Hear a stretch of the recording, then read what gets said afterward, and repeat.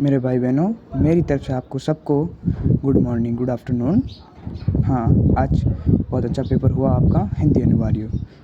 समय था 3 घंटे 15 मिनट, पूर्णांक 25 नंबर का। हम ज़्यादा टाइम नहीं लेंगे, जल्दी जल्दी आपके क्वेश्चन करवा लेते हैं। मैंने इसलिए पहले ही क्वेश्चन का पेपर का टैग लगा दिए हैं, आप देख लीजिए। एक बार मैं बोल देता हूँ।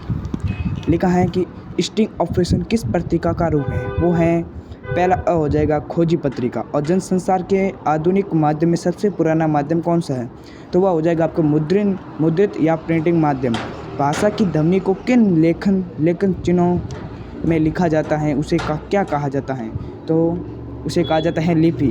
और एक सीमित क्षेत्र में बोले जाने वाली भाषा के स्थानीय रूप को क्या कहा जाता है? वो उसे बोलते हैं बोली अ। और एक गीत शीर्षक किस संग्रह से लिया गया है? ये हो जाएगा आपके स। बात सीधी सी थी पर।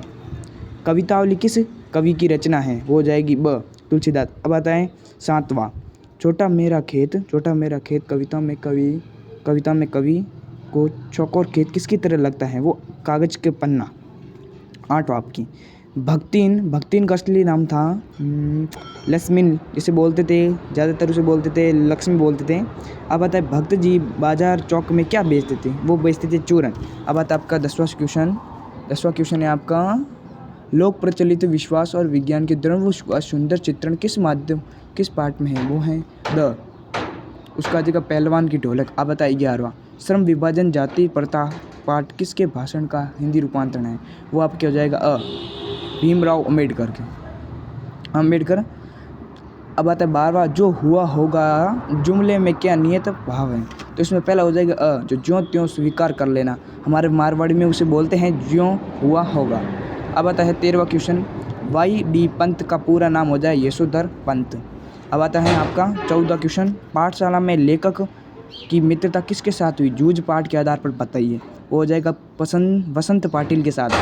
15वां, दुनिया के 2 सबसे पुराने नियोजित शहर माने जाते हैं। वो हो जाएगा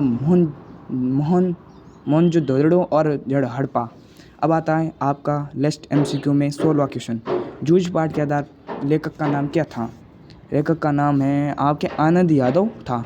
अब आता है सेकंड क्वेश्चन, रिक्त स्थानों की पूर्ति कीजिए, जल्दी से जल्दी कर लीजिए। अब मैं बता रहा हूँ, मेरे लिखे हुए हैं पहले से ही। शब्द की जिस शक्ति से किसी शब्द के साधारण लोक प्रचलित एवं मुख्य अर्थ का बोध होता है, उसे कहते हैं अभिधा शब्द शक्ति कहते हैं। नरेश तो बैल है, वाक्य में लक्षणा शब्द शक्ति है। पानी गए न उबरो मोती मानस चूर्ण, पानी शब्द में अलंकार है श्लेष।